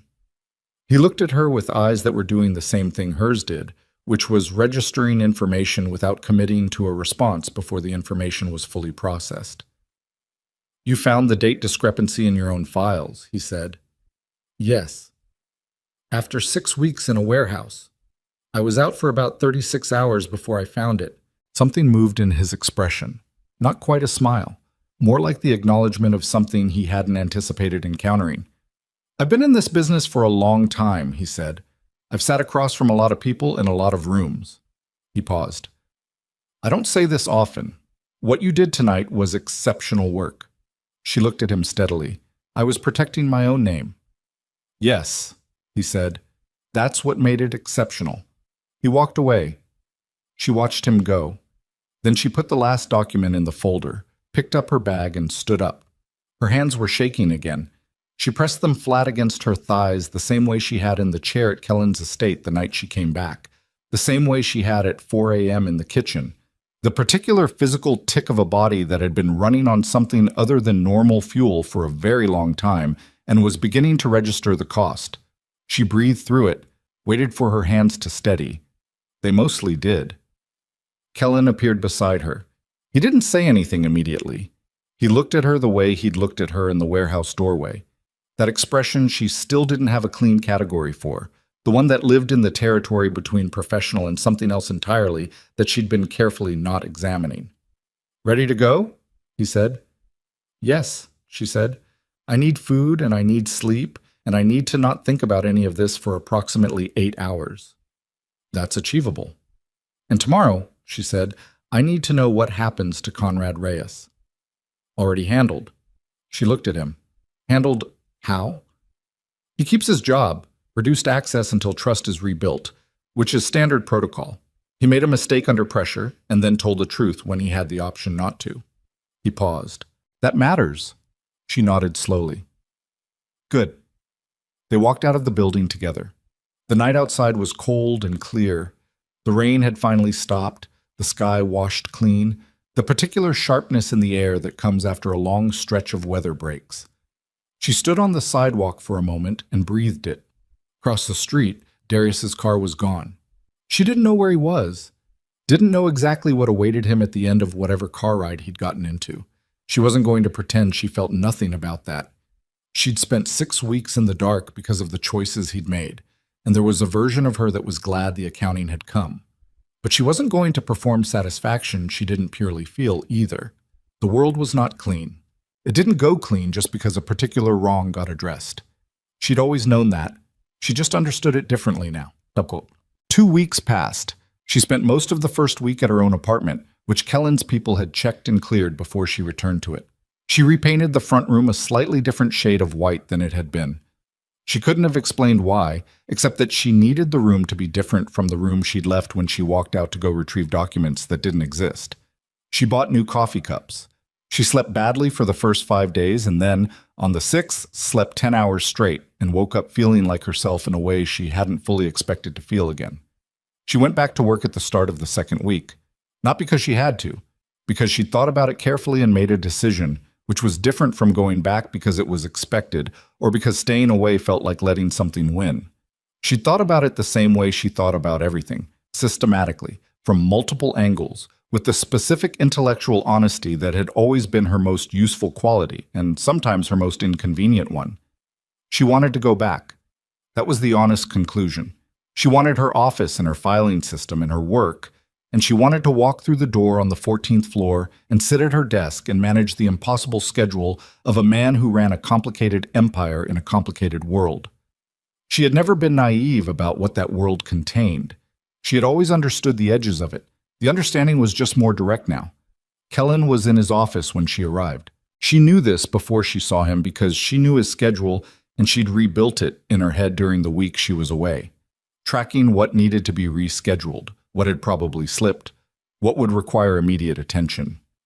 She sat at her desk and started working, and it felt, within about 20 minutes, like the most normal thing in the world, which was either recovery or delusion, she thought, and then decided the line between the two wasn't always the most important question. He came out of his office at 10 a.m., the way he always did when he needed something and had decided that calling through the wall was inefficient. He stopped when he saw her. "You're here," he said. "I sent you a message last night saying I'd be in." "I know, He stopped. "You're here." She looked at him. The man who had walked across a warehouse floor with that expression she'd spent weeks finding a word for. "Yes," she said. "I'm here." He stood in the doorway of his office for a moment longer than was typical. Then he said, "There's a call at 11 that I need you to coordinate. The Langford people have been rescheduled twice and they're starting to take it personally." "I know," she said. "I'm already on it." He nodded, started to turn back. "Kellen." He stopped. She'd been thinking about this conversation for a week. She'd drafted versions of it in her head the way she drafted complicated correspondence, considering the register, the precision, the specific words that would carry exactly what she meant, without caring more or less than that. She'd landed on simple, which was usually where she landed when she thought hard enough about something. "Thank you," she said. "For coming." He looked at her. His hand was on the doorframe. "You don't have to." "I know I don't have to. I want to." She held his gaze. "You didn't have to come yourself. You could have sent people. You came." A silence. "Of course I came," he said. It was quiet the way only genuinely simple statements were quiet. Not deflecting, not performing modesty, not offering an explanation or a qualification. Just the statement itself, carrying its own weight. She nodded. "I know," she said. "I just wanted to say it out loud." He held her gaze for a moment longer than he usually would have. Then he went back into his office. She turned back to her screen and pulled up the Langford file and started working through it. The office hummed around her, phones and footsteps and the low murmur of people in motion. The particular sound of a large organization operating at speed. She'd missed it more than she'd been willing to admit, even to herself. The full accounting of what Darius had done took 3 more months to complete. She heard pieces of it from Kellen, more pieces from Hargrove, some pieces she assembled herself from the financial documentation that passed through her office in the course of the investigation. The picture that emerged was something she'd suspected, but that was still, in its completeness, something that required a moment to absorb. Darius had known about Marcus's plan to steal and run for almost 4 months before it happened. He hadn't arranged it. Marcus had done that himself, had been doing it himself in small amounts for years before the large theft. But Darius had found out and made a calculation. He'd seen an opportunity in the theft rather than a problem. He'd let Marcus run and then used the chaos of the aftermath to do what he'd been positioning to do for 2 years, which was dismantle Kellen's credibility with the criminal organizations they had shared business relationships with and absorb the resulting vacuum. The money Darius had redirected, his share of what Marcus stole, the portion funneled to his accounts, was larger than the forensic summary had shown at the meeting. More than 14 million total, once the full trail was reconstructed. He had been more thorough than anyone had initially understood. The man with the dry voice and his 2 colleagues had, it appeared, already understood most of this before the meeting. They had come to the meeting not to discover information, but to confirm it and to remove Darius in a manner that had witnesses. The formality of the meeting had served their purposes. She thought about this sometimes, about the room she'd walked into and the multiple different sets of interests that had been operating in it simultaneously, each with their own information and their own objectives and their own version of what the night was supposed to produce. She'd been one piece of it, and Kellen had been one piece, and Darius had been the piece that all the other pieces had been positioned around.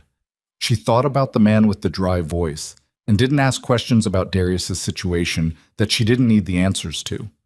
There were edges to the world she worked in, and she'd always understood where she stood relative to them, and she'd always understood that understanding had limits by design.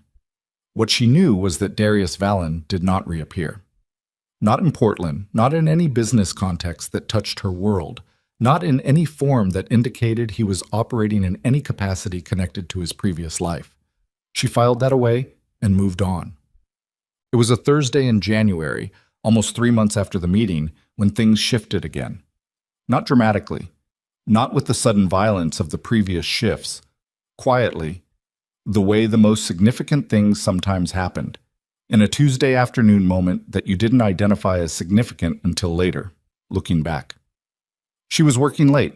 The office was empty except for her, and she knew without checking Kellen in his office with the door partially open.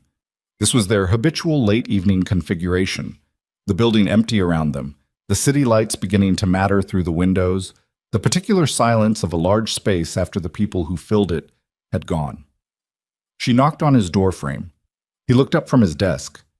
"I have the Meridian brief," she said, "and I want to talk about the restructuring plan for the Seattle holding." "Come in."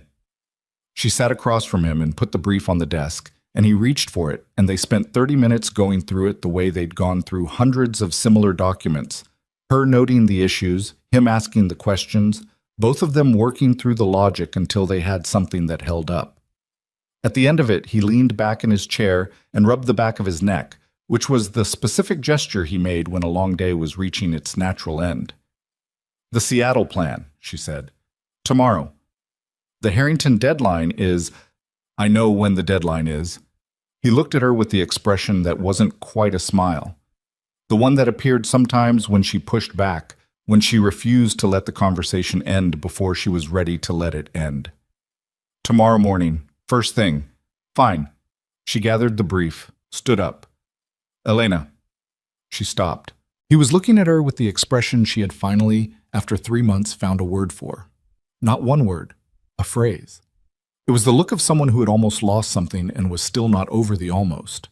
She knew the look because she'd caught the reflection of something similar in her own face in the early mornings, in the kitchen at 4 a.m. when the rain was on the glass and her hands were wrapped around a coffee cup, and she was thinking about a warehouse and a chain and a man who'd walked through a door. "Sit down," he said. She sat. He was quiet for a moment. Outside, the city went about its business, indifferent and continuous, the way cities were. "I need to tell you something," he said, "and I've been trying to figure out how to say it for about 3 months, which is—" He paused. "Which is not typical for me." "No," she said, "it's not." He looked at his hands on the desk, then at her. "When you were gone, the first week, I told myself it was operational, that finding you was a matter of containing a situation that had compromised my organization. I told myself that for about 4 days." He paused again. "Then I stopped being able to tell myself that." She didn't speak. "What I felt when I found you in that warehouse," he said, "that wasn't operational. That wasn't about containing anything." He said it the way he said things he'd decided to say, directly, without softening, without checking to see how it was landing before he finished saying it. "I need you to know that." The office was very quiet. Outside, somewhere below, a car moved through an intersection and was gone. She looked at him. The man Portland feared, who had given her a choice every step of the way since the warehouse, who had come himself instead of sending people, who said, "Of course, I came," as if it were the simplest statement in the world. "I know," she said. "I'm not asking for anything," he said. "I want to be clear about that. You went through something because of your proximity to my world.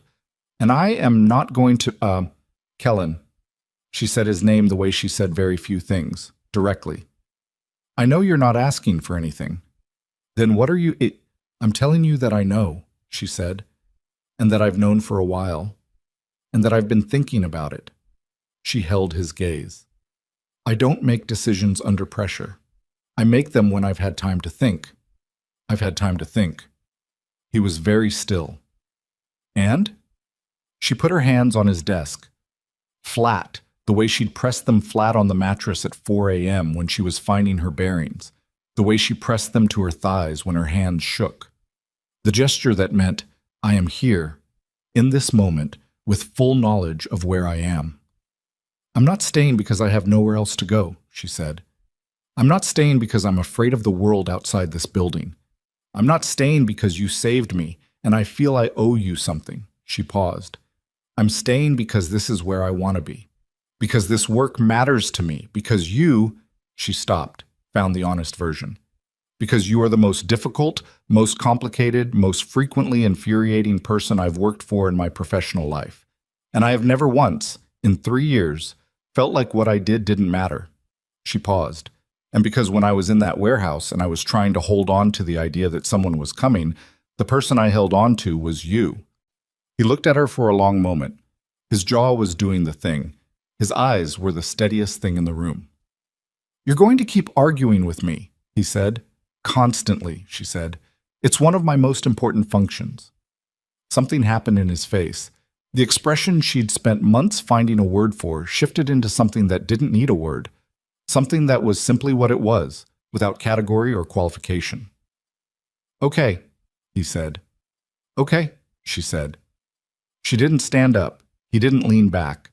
They stayed where they were for a moment that was quiet and unhurried and unperformed. Two people who had been through a storm that had reshaped the landscape and were sitting in what the landscape looked like afterward, getting their bearings. Then she picked up her brief. "The Seattle restructuring, tomorrow, first thing." "First thing," he said. She walked out. He watched her go. She didn't look back, but she heard him. The specific sound of him returning to his work, the shift of papers on his desk, the particular quiet that meant he was focused and present and in his element. She sat at her desk and pulled up her email and started drafting the Harrington correspondence. Outside, January was doing what January did. Cold and dark and indifferent. The city going on in its enormous, impersonal way. She'd been a part of this city for a long time. She knew its edges and its center and the particular quality of light it had at 8 p.m. in winter, when the rain had stopped and the streets were wet and everything reflected.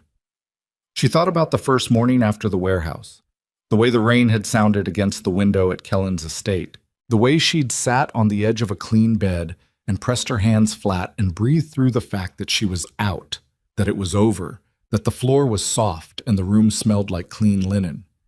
She thought about what she'd known then, which was that escaping a thing was not the same as it being over, that the hard part, not the physical part, not the danger part, but the interior part, was not done just because the chain was off your wrist. She looked at the mark on her wrist.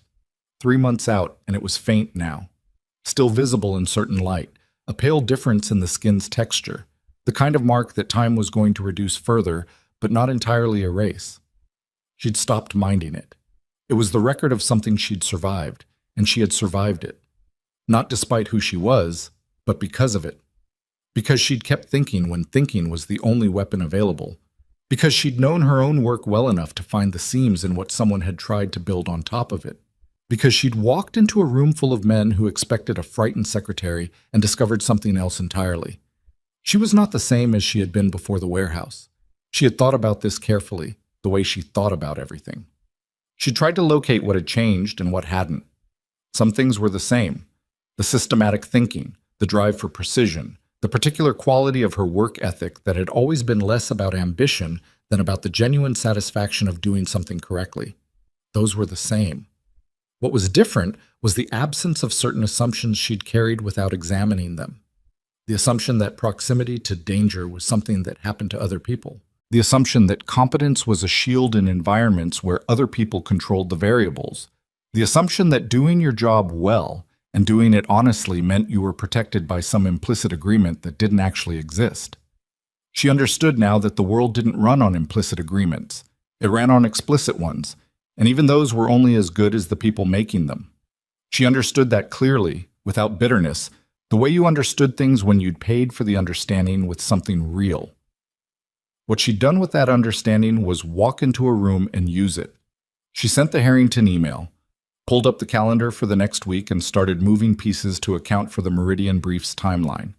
The work organized itself around her the way it always had, the shape of it familiar and specific and requiring exactly the particular kind of attention she was built for. At 9:30, Kellen's light went off.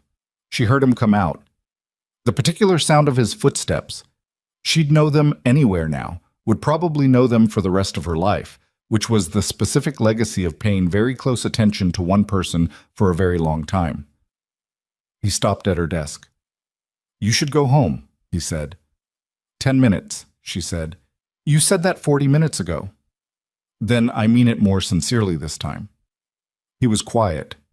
She kept working. He didn't leave. "I'll walk you out," he said. She saved the document she was working on, closed her laptop, gathered her things the way she gathered things, efficiently, without fuss, putting each item in its correct location in her bag. She stood up and looked at him. He was in his coat already, which meant he'd made the decision to wait for her before he'd even come to her desk, which was the kind of thing she filed quietly and with care. They rode the elevator down together. The building lobby was empty. The security desk manned by a guard who nodded at Kellen and glanced at Elena with the brief professional acknowledgement of someone who had been briefed on who she was. Outside, the January air was cold and clean.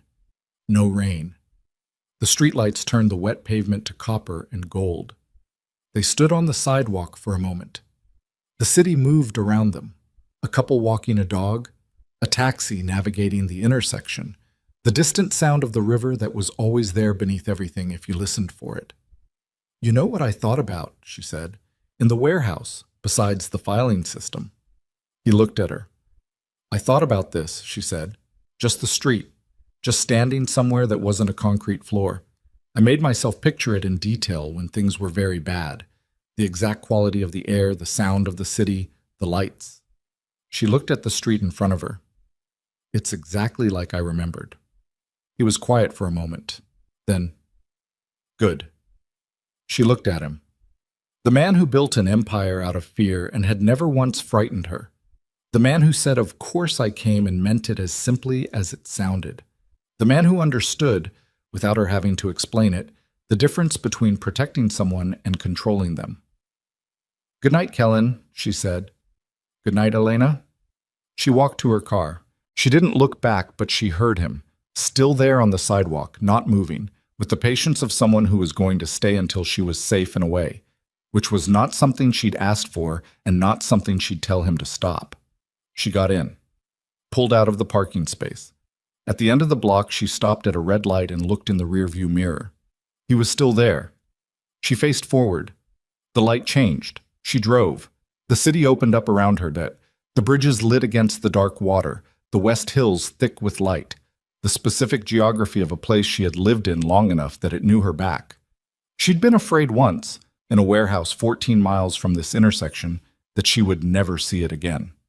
She drove through it now and let it be ordinary, which was the most profound thing she knew how to do. The river went on below the bridges. The rain was done for now, and the stars were faint above the light-polluted sky. Portland went about its business, enormous and indifferent and full of the specific ordinary life of people moving through their evenings. Elena Voss drove home through the middle of it, and the night was quiet, and she was exactly where she had chosen to be.